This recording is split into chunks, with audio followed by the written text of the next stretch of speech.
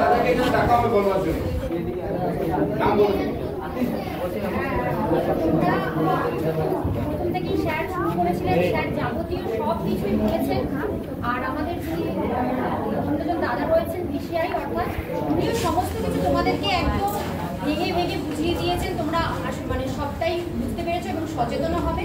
আমার তো বিশেষ কিছু বলার নেই, তবুও আমি বলছি, যদিও বাই চান্স মিস্টেক যদি কারো জ্বর আসে, এইসব এত কিছু বাধা সাবধানতা মেনেও যদি কারোর ধরো জ্বর এসে গেল, সেই জ্বর হলে তোমরা বাড়িতে থাকবে না বা কোনো কিছু না হবে। যেমন বাড়িতে বাড়িতে আমাদের সব স্বাস্থ্যকর্মী দিদিরা বা আমরা যে যাই, আমরাও ইভেন যাই, আমাদেরকে সঙ্গে সঙ্গে জানাবে যে দিদি, মাকে বলবে যে মা এরকম স্বাস্থ্যকর্মী দিদিরা যে আসে জ্বর হলে তাদের বলতে, আমরা যথাযথ ব্যবস্থা নেব।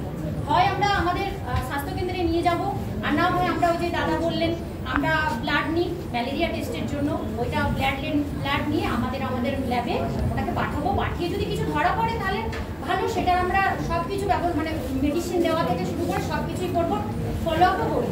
কিন্তু তারপরেও যদি ম্যালেরিয়া ধরা না পড়ে, তখন ডেঙ্গুর পজিশনে যেতে হয় যে কেন জ্বর কমছে না, তখন ডেঙ্গুটাও টেস্ট করাতে হয়, সেটা আমাদের ল্যাব থেকে করাতে হয়। এবং যদি ধরা পড়ে তার ইনফেকশনও নিতে হয়, সেটাও আমরা করে থাকি।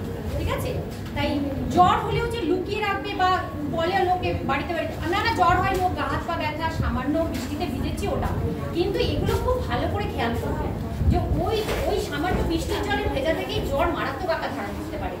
তাই তোমরা সবাই সচেতন থাকবে, প্লাস মা বাবা বাড়ির সকলকেই সচেতন করবে।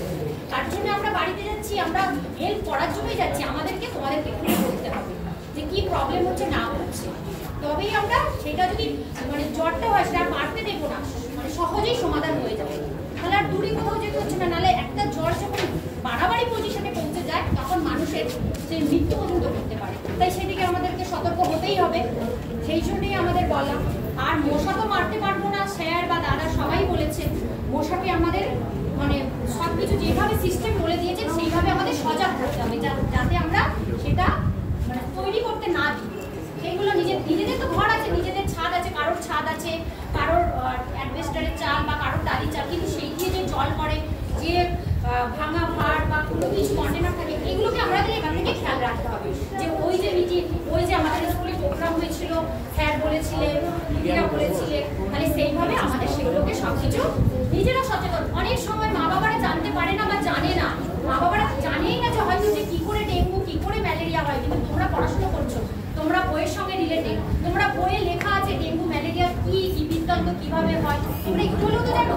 তোমরা মা বাবাকে সচেতন করবে যে মা এইটা এইভাবে বলেছিল, এইভাবে করো না, এগুলো করো, তাহলে আমরা নিজেরাও সুস্থ থাকবে এবং আমাদের আশেপাশে যারা রয়েছে তারাও সুস্থ থাকবে। কারণ ডেঙ্গুর মশা 100 কিলোমিটারের উপর উঠতে পারে না, দাদা বললেন। কারণ তোমার ঘরে যদি কাউকে কামড়ায়, সেই মশা কিন্তু পাশাপাশি মানে তোমার চত্বরে ঘুরে ঘুরে বেড়াবে, তাহলে সে তো আরেকজনকে তো এফেক্ট করবে, তখন তারও হয়ে যাবে। তাহলে একজনের থেকে আরেকজন ছড়ালো। তার থেকে আমরা জ্বর হলেই, আমরা সিমটম দেখলেই আমাদের স্বাস্থ্যকর্মী দিদিরা থাকবেন, নাহলে আমাদের স্বাস্থ্যকেন্দ্র থাকবে, সেখানে আমরা যোগাযোগ করবো। সেখানে ডাক্তারবাবু রয়েছেন, আমাদের ডাক্তারবাবু দেখে ওষুধ দেবেন, কি করতে হবে সেগুলো বলে দেবেন। তাহলে আমাদের নিজের শরীরের প্রতি আমরা সচেতন হয়ে গেলাম, তাহলে সেটাকে আমরা বাড়তে দিলাম না। এইটুকুই বলা, স্যার তো বাকি বলেছেন, ব্যাস আমার এইটুকুই বলা। তোমরা ভালো থেকো এবং তোমরা সচেতন হয়ে যাও, ঠিক আছে? তাহলে